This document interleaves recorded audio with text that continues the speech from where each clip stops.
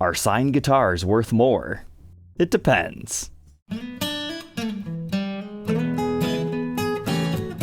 Welcome back, troglodytes, to your daily dose of guitar information, the Trogly's Guitar Show. In the case of a charity auction like in this episode, yes, they sell for crazy amounts because it's a charity auction. For anybody else selling a signed guitar, it mainly depends on who signed it. How often did they actually sign things, and are they living or not? Is there an infinite supply of these signatures out there, or is it finite? A good example are Les Paul signed guitars. He signed thousands and thousands of instruments. However, since he's no longer with us, you can see a small premium. But the other factor to keep in mind is, what did they sign? Is that relevant to them? For example, Les Paul signing your Fender is not very relevant. However, that would be kind of funny, so you know, sometimes it varies. The other thing to keep in mind is, where was the guitar signed? Was it on the back of the headstock, in invisible ink like on my Steve Howe TLP? Or is it all over the face of the guitar? That can matter to some people. So if you're selling a signed guitar that you believe is extra valuable, you should probably get it professionally appraised. Otherwise, as a general rule of thumb, no. Sometimes signed guitars are actually worth less, depending where it was signed and who it was. Other times you might just see a small premium. But we have this conversation today because we're going to learn about the 2013 Gibson Les Paul Standard that has a giant signature on it. I think you guys are gonna like this one. Inside here, we have a slash signed, kinda AFD-like looking Les Paul Standard from the year 2013. Now, after the year 2007, Les Paul Standards start to get a black eye in the history books because a lot of changes start to happen. 2007 is that first model year where they start chambering weight relief, and then in 2008 they introduce the Les Paul Traditional. So the Standard evolved throughout the 2010s era to become this hyper-modernized thing that has a whole bunch of crazy appointments. So to put it into modern day terms, the Les Paul Standard from 2007 till early 2019 was essentially the current day Les Paul Modern, whereas the Traditional was our current day Les Paul Standard. So it's kind of confusing because you think, well, the Standard, that's the standard of all Les Pauls. But it was more so like the modern standard of Les Pauls, and the Traditional was traditionally spec'd. However, I think you guys will end up liking the 2012-2013 specs because it's not as crazy as some of them. Because this year wasn't actually even weight relieved at all, but we do still have things like the compound fretboard radius, asymmetrical neck profile that we'll see on the workbench. You got stock factory locking Grover tuners, and you also had locking Tone Pros hardware. We even have a nice two-piece back with a nice chatoyant effect. And I've even heard talk that some of these USA standards got long neck tenons, but people just don't realize it because people stop paying attention to them. And the electronics are fancy on these things. It's not just a regular Les Paul. You have coil splitting, I believe it's direct to bridge, and then an in and out of phase. And then on top of all of this, they also had a lot of different finish options and top wood options. So your standard spec AA maple top would run $3,899 at MSRP, but they also had a standard plus with a AAA top, and then a rank above that called the premium flame top, as well as a premium quilt top. Now obviously the price would have been a little bit more for those higher end tops. And you could find them in Heritage Cherry Sunburst, Honey Burst, Tea Burst, Desert Burst, Translucent Amber, which is what we're documenting today, as well as Gold Top. However, if maple's not your style, there were also Koa top options. Now those started at $4,699 at MSRP, and those were offered in all the exact same colors except for the Gold Top. And since Koa is a slightly darker wood, it made all those finishes look a little bit different. So first impressions here, I would say this is at least a 3A top. I suppose I could be wrong, but it feels pretty good. It's really the neck that makes this so different from the modern ones. It's so slim, but yet you also got the asymmetrical carve to it. So basically what that means is you have a little bit more shoulder over here, so it's comfortable to wrap your thumb around and play your chords. But for your more solo lead work, it gets a little bit flatter on this side. But we'll see all that on the contour gauge. And for not being weight relieved, this feels like it is. And on top of that, these 2010s era guitars just have a certain feel to them. It's slightly nostalgic because these are the guitars that I first got into when I became a guitar dealer, because they were the cheapest ones at that time and plentifully available. And honestly, they're just pretty good guitars. But anyways, we've got our cool little slash Skully right here. It was dated to 2013. This looks authentic to me, but it also looks like somebody might have tried clear coating over this and then then they accidentally erased some of it. But outside of just our guitar today, what else do we have? We have a Costa Rican-made Gibson USA case. You can always tell the Costa Rican ones because they were so heavy in this era. They also had a very distinct look to the outside Tolex, and the interior is always a slight off-white color. They typically looked a little bit dirty. But if you need to verify further, there's a tag in here. And there we go, made in Costa Rica. And it looks like we have our standard kit in here, an owner's manual, silica packet, and an Allen key for your Tone Pros hardware. 2 truss rod tools, generally you only get 1. Looks like we're only missing that little blue sheet. So that's a quick overview of a 2013 Les Paul Standard. Let's go ahead and throw it on the workbench to take an individual look at these parts and specs to understand it a little bit deeper before we get to that playing demo.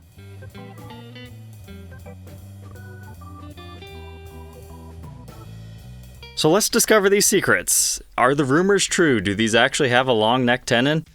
You've heard correctly. They do. I'm not exactly sure at this point in time what year Les Paul Standards have the long neck tenon, but this is a rare occasion for Gibson USA to give them one. And then we have the TA in there standing for Trans Amber, our bridge pickup cavity LPSTD, and I believe that's a P, so probably Les Paul Standard Plus top. Although usually that's a T, so maybe it stands for something else. But as is typical in the Henry J era, you got wood splinters everywhere. That could have been cleaned up, but I love our cross section of our maple joining onto the mahogany body. Lots of figuring in there. But the lines you're seeing are actually the vertical wood grain. That's some extra dark mahogany. And then you get the maple block capping off your truss rod. However, looking at our cavities, it looks like they might have enlarged some of the routes to help get the weight down. As far as our pickups, we've got Burstbucker Pros, the Rhythm in the neck, and the Lead Pro in the bridge. And if you look here, you've got your gray wires. That means you have 4 conductor wiring. Our pickup covers do have some scratches. The neck one's not too bad. It's mainly just that small one. But our bridge pickup has some slightly longer ones from the strings touching it. As far as the readings within the circuit, our bridge is 8.06 k ohms, neck position a little less at 7.7, and our middle position, just for fun, 3.93. And as you saw earlier, you've got your push-pull pots. Now, I will say, these tone knobs move much more freer than these, and I will show you why when we get to the back. But these act as a coil split. I believe this one is in and out of phase for the middle position only, so you can kind of get the Peter Green tone. But I want to show you this one. This is direct to bridge. It cuts out everything else in the circuit. So you can see there are other resistances within the circuit when you have everything else in. So that's why they add that on there, because it'll bypass everything else so you can get direct to the bridge if you just need to pop a solo real quick and then get to the neck pickup. But it's also going to sound ever so slightly different. Now, as far as the bridge and tailpiece go, no, they don't have like true ABR ones or anything like that. That would just be absolutely insane. But this is a modernized spec. So this is a locking Tone Pros bridge. So it looks just like a normal bridge, except for you have these set screws over here. Well, at least you're supposed to. Somebody has removed these, so it's just a regular bridge. But the reason why you want locking hardware, when you do string changes and you clean your guitar, you won't accidentally hit the thumb wheels and then it messes up your setup because that locks to the post so they don't move. The tailpiece does the exact same thing. You can see the set screw right there. You just fully secure those and it locks it to the post right there. The other added benefit that people claim is it gives you a tighter grip to the studs, which transfers more vibrations to the guitar. Whether that's true or not, I'll leave it up to you. Now, to slightly solve that, I just borrowed one of the set screws from that side, put it in the bridge, so they're both halfway locked down, so they won't fall off the next time somebody changes strings. Okay, so condition-wise, this was sold to me as excellent, and I had like 2 photos to go off of. What arrived was probably fair, but after I cleaned it up here, it's probably closer to good. Like, it looks nice from far away, but in the light, you've got a couple of dings over there. You've got a lot of wear in your arm area, especially right here. We've got some dings in the binding over here. Something was definitely put over top of the signature, but it's not necessarily nitro because it looks just a little bit different. You see how nice and glossy this looks, whereas over here it looks a little bit more matted. That is a pro tip though. If you get a guitar sign and you want to keep it, you should have something put over top of it, because that's probably what happened here. Somebody was playing, rubbed through most of it, and they're like, oh shoot, what do I do? So they had somebody spray it with something. If you really don't have anything, you can use clear nail polish, but I'd just suggest taking it to a professional. And then over here we have a gigantic line impression. I'm not sure what would do that, unless it whacked up against a cymbal or something. But you'll notice, no pickguard on this, stock from the factory. Then we've got some scratches up here in the cutaway. So this was definitely played. Is it possible Slash played it at a show and then handed it off to a fan? I'm not going to advertise it that way, but it's definitely looked like it was played on stage. But Slash has such a cool iconic signature. He's got a Skully guy. Unfortunately, we were missing his eyes. And that is a rub-through area to the bare wood, but you don't feel the bare wood because of the other additional coating. Then it says rock and roll with another expletive in the center there. And then slash, and he likes to date them. So this looks exactly like what I would expect. So I have no questions as to the authenticity, but I don't have any like official paperwork. Spec sheet says it's a solid mahogany body for this year. It is a very nice 3D top. That's the thing about later Henry J era guitars. They just got some really nice wood on the high end ones. But you gotta remember, they were charging a lot more for standards back then, so they had to get some nice wood. And then we've got a rosewood fretboard. I hand polished these frets, so they're looking so nice now. We've got our acrylic trapezoid inlays, and the fretboard darkened up pretty nicely once I conditioned it. Still looks dry, but I did condition it twice. But we've got that 24 3/4 inch scale length, and typically compound fretboard radiuses for Gibson means it goes from 12 inches and then it flattens up to 16. So yep, that's about what I get. So what that means for you is it starts off a little bit more rounded up here to make chords a little bit nicer, but then the neck flattens up here to make soloing easier. But as far as detailed neck specs, 1.7 inches for the nut width. That increases to 2.11 by the 12th. 0.846 at first fret neck depth, and then a relatively thin 0.89 by the 12th. Now remember, that's the asymmetrical neck profile, so it's going to feel a little bit more chunkier on this side of the neck and a bit flatter on the other. There's that neck profile on the contour gauge. You can see the treble side just has a little bit less to it. It really reminds me of some 61 SG necks. Except for, you know, they've got a little bit more on one side, but they have that whole flat back phenomenon that's just slightly rounded. Moving on to the face of our headstock, this cleaned up pretty alright. But we can definitely see this thing was on a stand and it kind of chipped the finish a little bit. Same thing is true over here, but unfortunately it chipped the finish on the top as well. But we have a regular standard truss rod cover, which is white on the back, and our truss rod is looking in perfect shape here. And once again, the Locking Grover tuners that we'll see on the back, the Les Paul modeled silk screen, and a Gibson mother of pearl logo. And I always make sure to bring this up when I have a locking tuner guitar because a lot of people don't understand how to do locking tuners properly. So the whole point of them is there's a locking shaft mechanism. Usually you tighten these down that locks your string into place. So you're not actually supposed to put all the winds around the post. Locking tuners were designed to make string changes faster, and an added benefit is you don't have to stretch them out as much because there's less strings around it, so it makes it quicker. So they kind of help with tuning stability, but that is not their main purpose. If you know how to properly wrap and stretch a string, they're just as good. These are just a little bit faster. So you want to pull the string taut. I usually give it just like a millimeter of slack and then I lock it down. And then before you cut off the excess, you want to pull and stretch your strings because sometimes the whole string will just break. Moving on to the back, this cleaned up beautifully as well. It is a two-piece mahogany back. You can see your center seam line right there. And it looks like a coil cable or something left an imprint down here. Then along the edges, the lacquer has like slightly bubbled due to an impact. So for all intents and purposes, some dings all around our edges here. And we've got some impressions back here. So definitely used. I told you earlier the pots felt different, and that's because they're completely different styles. So you got two that look like this, and two that look like that. They're both push-pull pots, and it's on their PCB system, so it'd be real easy to swap out pickups if you want to try something else. You just need the quick connects with the white spacers, not the older black ones. And the reason why they use these printed circuit boards is it was a lot easier than hand soldering everything, and they could just slap them in the guitars. But guitars were all like, hey, traditional wiring, or bust. But your other strap buttons up here.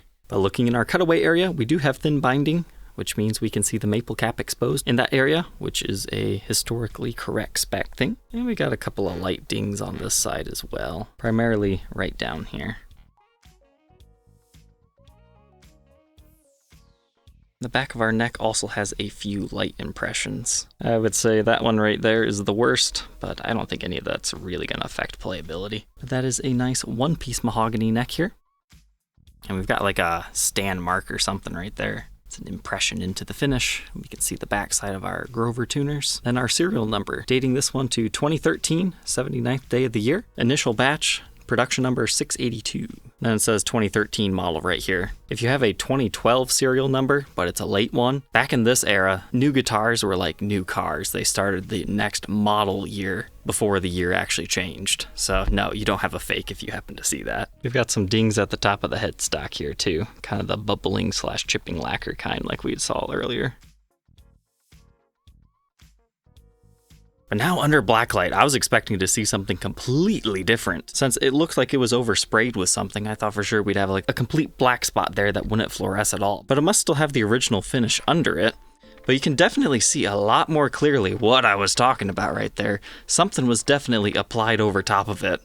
The seller of this one tried to tell me it was underneath the finish, to which I was pretty sure it wasn't, but I mean, it did say 2013, so there was a slight possibility, but here we can see that completely rubbed through. Maybe whatever they put on there ate away the finish. But it looks pretty even from a blacklight standpoint perspective outside of that area. Headstock's looking good. You can see those chipped areas we were talking about earlier. Moving on to the back, we've got a lot of sweat absorption in this area. Wow, this thing was definitely gigged. And then this looks like some sort of a cloth had a reaction back here. Thankfully, you don't see that in normal lighting situations, but that's why you blacklight a guitar. Kind of helps tell you the history and shows any obvious breaks, cracks, and repairs and or finish touch-ups. So we're looking okay here. On the scale, it weighs 8 pounds, 3.5 ounces. That is suspiciously light for a solid body Les Paul at a Gibson USA. I'm not saying it's not possible, and I'm not saying the spec sheets are lying, but I don't know, that's pretty light, so we'll leave it with that because I don't have an X-ray. So let's go ahead, plug it in, and hear how it sounds.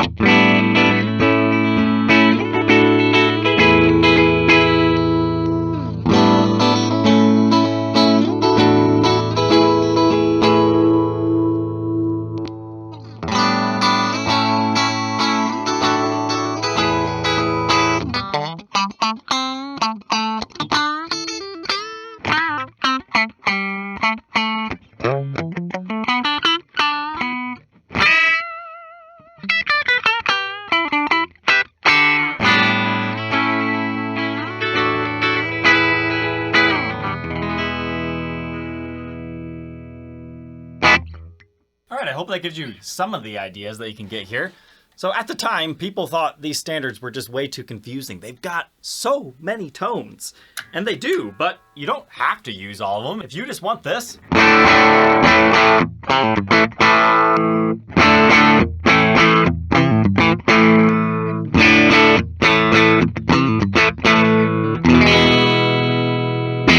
You've got it. You don't have to mess with the coil split.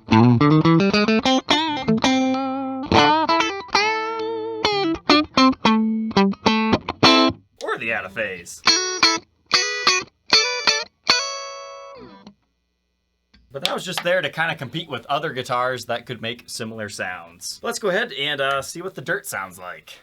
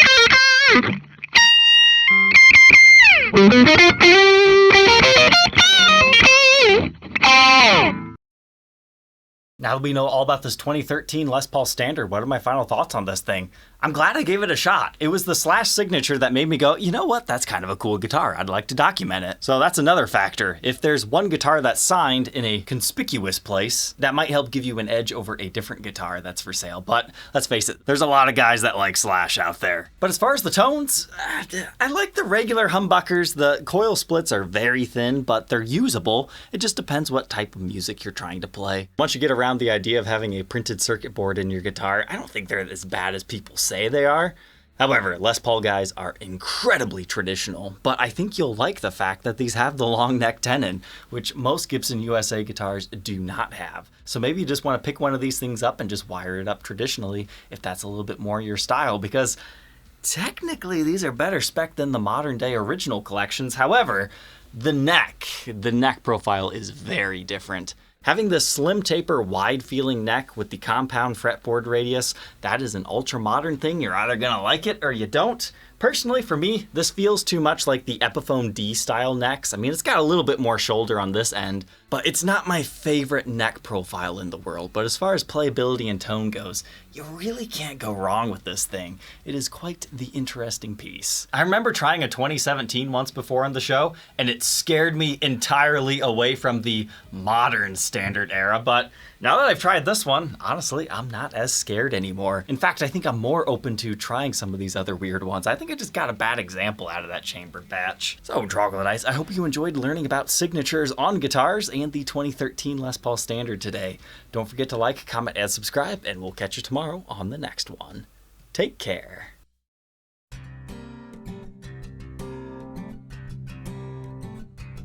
If you enjoyed tonight's episode, consider subscribing. I post videos like this every day. And you might even enjoy this next one.